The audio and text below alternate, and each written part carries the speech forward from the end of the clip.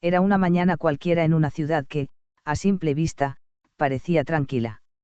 Las calles todavía estaban desiertas, y un aire frío y húmedo de marzo recorría los parques, las aceras y los edificios de ladrillo. La rutina apenas comenzaba, los primeros coches pasaban lentamente, algún vecino sacaba la basura, algún comerciante abría su tienda. Para la mayoría, era un día más, sin sobresaltos, sin novedades. Para ella, una niña de apenas 10 años, también parecía ser un día cualquiera. Se levantó temprano, se vistió con cuidado, y tomó su mochila, preparada para ir a la escuela. Como cualquier niño de su edad, su mente estaba ocupada en cosas triviales, si le tocaría su maestra favorita, si podría jugar con sus amigas en el recreo, si tendría tiempo de merendar algo dulce al llegar a casa. Su vida, hasta ese instante, estaba llena de normalidad, de pequeños detalles que ahora, con la perspectiva de lo que estaba a punto de suceder, parecen casi dolorosamente inocentes. La niña salió de su casa y comenzó a caminar por las calles que conocía desde siempre. Cada paso la acercaba al colegio, cada paso era parte de una rutina que hasta entonces parecía segura. Nadie en su vecindario podía imaginar que ese día sería el primero de una pesadilla que duraría años. Mientras avanzaba por la acera, el aire frío tocaba su rostro, sus cabellos se movían con la brisa, y todo parecía normal. Pero, a unos metros de distancia, alguien la observaba. Un hombre la seguía con calma, calculando cada movimiento, esperando el momento adecuado. Su mirada era fría, meticulosa, y estaba decidida a que nada interfiriera en su plan. Para él, todo debía ocurrir con precisión, sin testigos, sin errores. Y para la niña, ese hombre se convertiría en la encarnación de un miedo que no había conocido hasta ese momento. En cuestión de segundos, la rutina se rompió. La niña fue abordada, tomada por la fuerza y arrastrada hacia un vehículo cerrado, un espacio desconocido y aterrador. En ese instante, su vida cambió para siempre. Nadie la vio desaparecer. Nadie escuchó un grito. Lo que parecía un día normal se convirtió en un misterio inmediato. La calle que horas antes parecía segura ahora era un escenario silencioso de horror, y los vecinos, ajenos a lo que ocurría, continuaban con sus actividades cotidianas. El mundo exterior continuaba funcionando como si nada hubiera pasado, mientras una niña comenzaba un viaje que ningún niño debería tener que vivir. La noticia de su desaparición se extendió lentamente. Las autoridades iniciaron la búsqueda, revisando calles, vehículos y parques. Las preguntas se multiplicaban: ¿dónde podría estar? ¿Quién podría haber hecho algo así? Cada testigo, cada pista, parecía llevar a callejones sin salida. La ciudad entera comenzó a sentir una sensación creciente de inquietud. Una niña pequeña había desaparecido sin dejar rastro, y nadie sabía si estaba viva, si estaba a salvo, o si alguna vez volvería a ver a su familia. La preocupación se mezclaba con el miedo y la incredulidad. La normalidad que había dominado la mañana había desaparecido, reemplazada por un silencio cargado de tensión y misterio. Mientras tanto, dentro del vehículo que la llevaba lejos de su vida anterior, la niña apenas comprendía lo que estaba sucediendo. El miedo era absoluto. Sus pensamientos se mezclaban con la confusión, la incredulidad y la creciente sensación de peligro. Cada segundo parecía eterno, cada giro de la calle, cada sonido del motor, le recordaba que había sido arrancada de su mundo seguro. Y aunque su instinto le decía que debía gritar, que debía luchar, también comprendía que nadie la escucharía, que estaba sola, completamente sola en un mundo que aún no entendía. Desde el exterior, el vecindario continuaba con su rutina, con la misma indiferencia cotidiana que hace que la tragedia de algunos pase inadvertida para otros. Nadie sabía que una vida inocente había sido robada, ni que las próximas horas, los próximos días, y eventualmente los próximos años, serían un infierno silenciado bajo la apariencia de normalidad. El secuestro no solo había separado a una niña de su hogar y de su familia, sino que también comenzó a tejer un velo de misterio que cubriría cada aspecto de su desaparición. La incertidumbre crecía con cada minuto que pasaba, y con ella, la angustia de quienes la buscaban. Lo que parecía un episodio aislado, una desaparición inexplicable, pronto revelaría que había algo mucho más complejo, oscuro y calculado detrás de todo. No era un accidente, no era un error, no era un acto impulsivo, era el inicio de un cautiverio largo, meticuloso y perturbador, un secuestro que desafiaría la comprensión de todos, que pondría a prueba la paciencia, la investigación policial y, sobre todo, la resistencia de la propia víctima. La ciudad no tardaría en darse cuenta de que lo que había comenzado como una mañana común se convertiría en un misterio que nadie olvidaría, una historia de horror silencioso que duraría años antes de revelar su verdad. A medida que las horas se convertían en días, los días en semanas, y las semanas en meses, la desaparición seguía siendo un enigma. Cada intento de investigación parecía chocar con muros invisibles, cada testimonio aportaba fragmentos dispersos que no lograban formar una imagen clara. La angustia de la familia crecía, su desesperación era palpable, y la ciudad comenzaba a sentir un temor colectivo, la posibilidad de que algo terrible hubiera ocurrido era cada vez más real, y al mismo tiempo, la certeza de lo que sucedía era imposible de alcanzar. En ese primer día, en esa primera mañana que parecía normal, comenzó una historia que sería recordada no por la luz del sol que brillaba en las calles, sino por las sombras que se instalaron en la vida de una niña, por los secretos que alguien mantendría ocultos durante años, y por la tensión silenciosa que se apoderaría de todos los que alguna vez imaginaron que la inocencia podía ser un refugio seguro. Ese día, la normalidad se rompió, y el misterio comenzó. Los días comenzaron a mezclarse en un ciclo interminable de miedo, rutina y soledad. Desde el momento en que fue llevada lejos de su hogar, la niña dejó de existir como parte del mundo exterior. Cada amanecer y cada anochecer se confundían, no por el paso del tiempo natural, sino porque estaba atrapada en un espacio cerrado, oscuro, que parecía carecer de límites más allá de sus paredes. No había ventanas que mostraran el cielo, no había sonidos de aves, ni risas de otros niños, ni el murmullo de la vida cotidiana. Solo había un silencio pesado, interrumpido ocasionalmente por los pasos de su captar o por órdenes que debía obedecer sin cuestionar. Sus días se estructuraban en torno a una rutina impuesta, rígida y opresiva. Debía levantarse cuando él lo indicaba, comer cuando él lo permitía, realizar tareas domésticas con precisión absoluta. Cada acción era observada, cada error podía traer consecuencias, y la vigilancia constante se sentía en cada gesto. La niña aprendió rápidamente que cualquier signo de rebeldía, cualquier intento de cuestionar o resistirse, podía ser castigado de manera severa. Aprendió a moverse con cuidado, a observar los patrones, a medir palabras, a calcular cada gesto con una precisión que parecía imposible para alguien de su edad. El espacio donde estaba confinada era reducido, casi claustrofóbico, y la falta de contacto humano hacía que el tiempo se alargara y se deformara. A veces, los días se sentían eternos, y la soledad era tan profunda que parecía tocar cada fibra de su cuerpo. Otras veces, la monotonía era abrumadora, la rutina diaria de limpiar, cocinar, obedecer, permanecer inmóvil, se convertía en un muro invisible que la aprisionaba aún más que las paredes físicas. Sus sentidos se agudizaron, podía detectar pequeños cambios en la voz de su captar, pequeñas variaciones en su humor, y aprendió a anticipar su estado de ánimo para protegerse. Cada gesto se volvió un acto de supervivencia, cada silencio, una estrategia para mantenerse a salvo. Los primeros meses fueron los más duros. No conocía la duración de su cautiverio, no sabía si alguien la estaba buscando, ni siquiera si volvería a ver a su familia. La incertidumbre era un peso constante que amenazaba con quebrar su mente. Aprendió a calmar el miedo, a encontrar pequeñas distracciones internas, a refugiarse en recuerdos de su vida anterior y en fantasías de un futuro en libertad.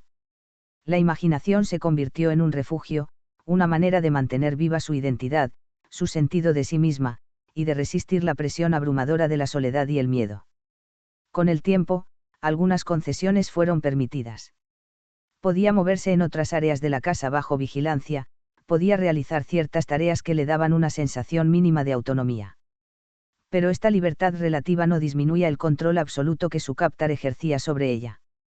Cada permiso era calculado, medido, y siempre destinado a mantenerla dependiente, siempre alerta, siempre consciente de que su supervivencia dependía de obedecer. La manipulación psicológica era constante y compleja, los momentos de aparente amabilidad se entrelazaban con amenazas y castigos, creando un entorno donde la víctima nunca podía relajarse completamente.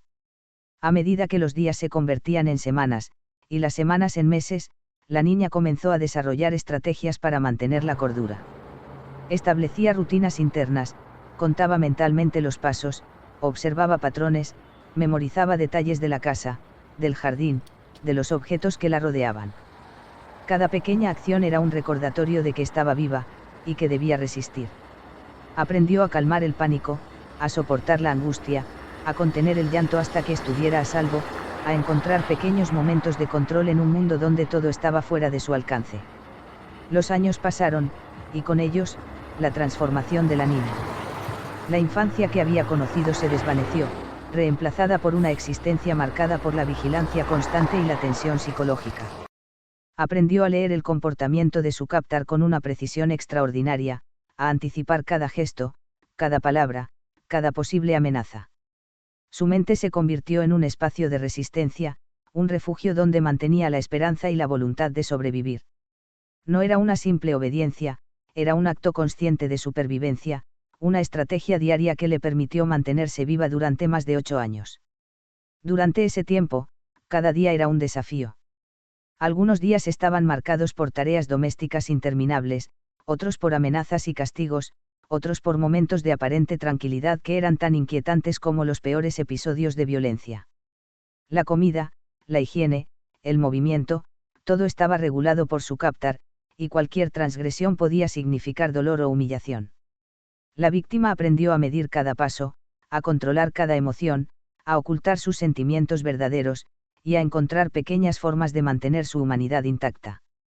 La falta de contacto con otros seres humanos hizo que la percepción del tiempo se deformara.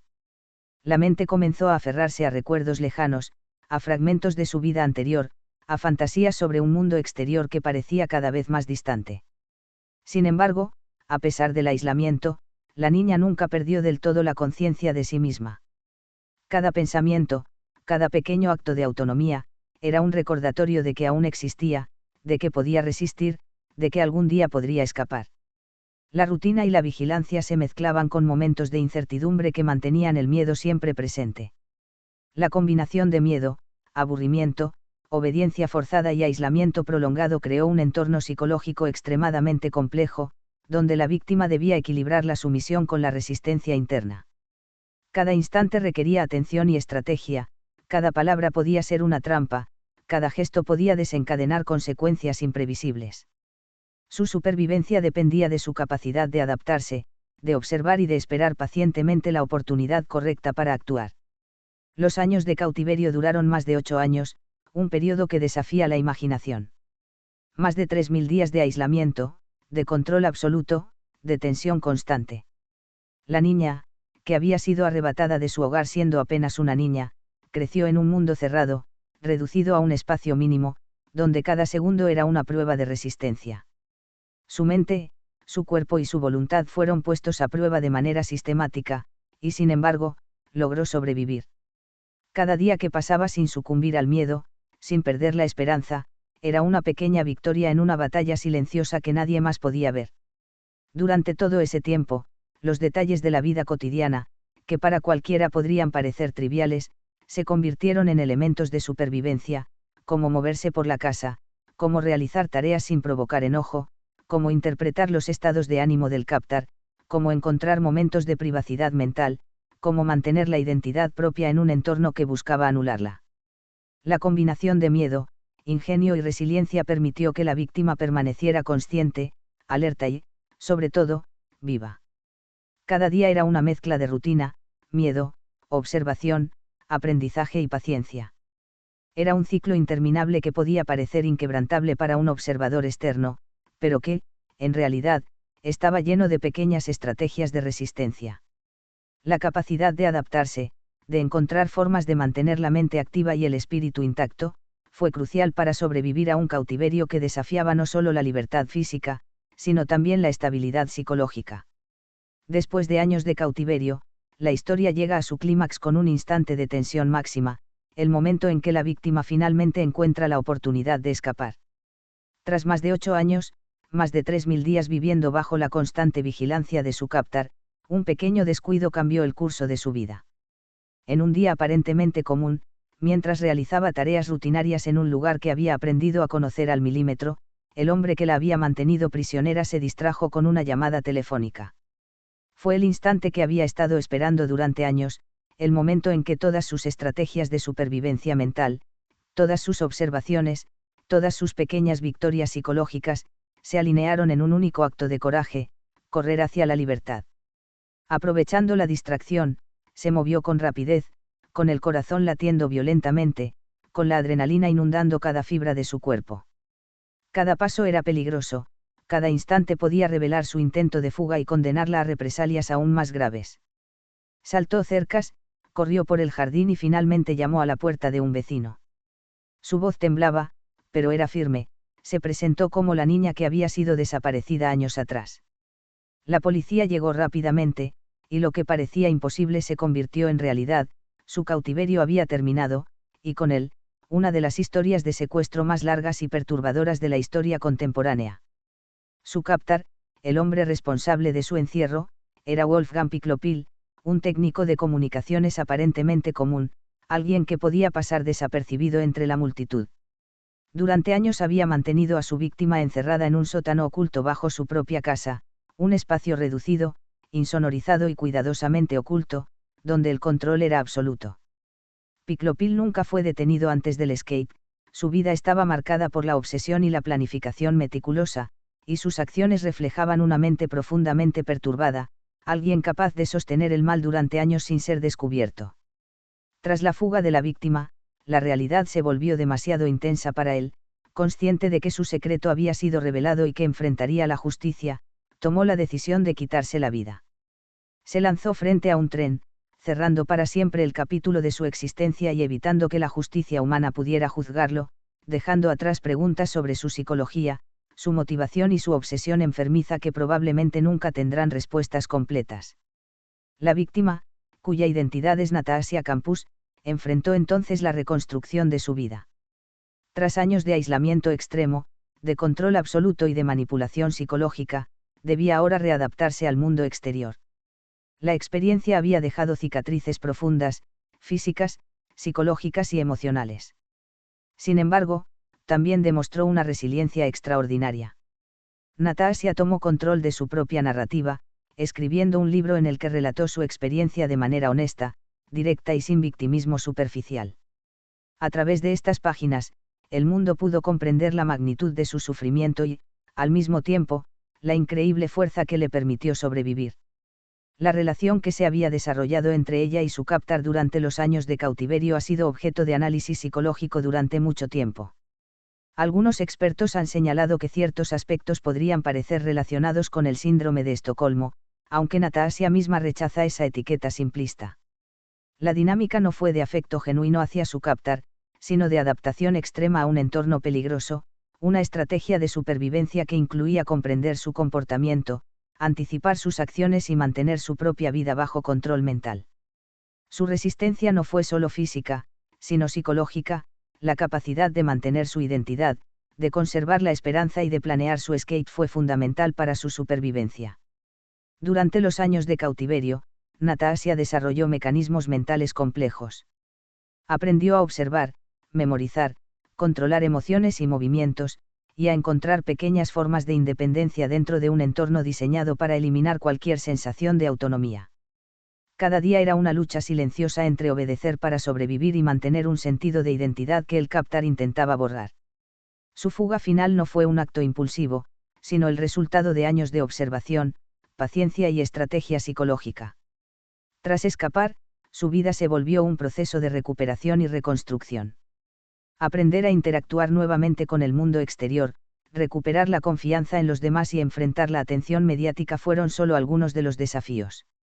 Compró la casa donde había estado cautiva, no como un recuerdo morboso, sino como un acto de control simbólico, la transformó en algo que le pertenecía, asegurándose de que el lugar donde había sufrido no pudiera convertirse en un santuario del miedo ni en un espectáculo para otros. Su historia ha sido compartida a través de entrevistas, documentales y su libro, convirtiéndose en un ejemplo de resiliencia y supervivencia frente a circunstancias extremas. Psicológicamente, este caso ofrece múltiples puntos de análisis. Por un lado, la mente de Natasha muestra una capacidad extraordinaria para adaptarse a condiciones extremas de estrés y aislamiento, un desarrollo de resiliencia, vigilancia constante y planificación estratégica para garantizar la supervivencia. Por otro lado, el captor, Wolfgang Picklopil, representa un caso de obsesión y control, donde la aparente normalidad de su vida cotidiana ocultaba conductas profundamente desviadas y un deseo de posesión absoluta. Su suicidio tras la fuga de la víctima también refleja un patrón psicológico extremo: incapacidad de afrontar las consecuencias, desesperación ante la exposición de su crimen y una obsesión que terminó autodestruyéndose. Hoy, Natasha Campus vive como un símbolo de supervivencia y fortaleza. Aunque las cicatrices psicológicas de su infancia robada probablemente perduren, ha construido una vida donde el control de su historia le pertenece completamente.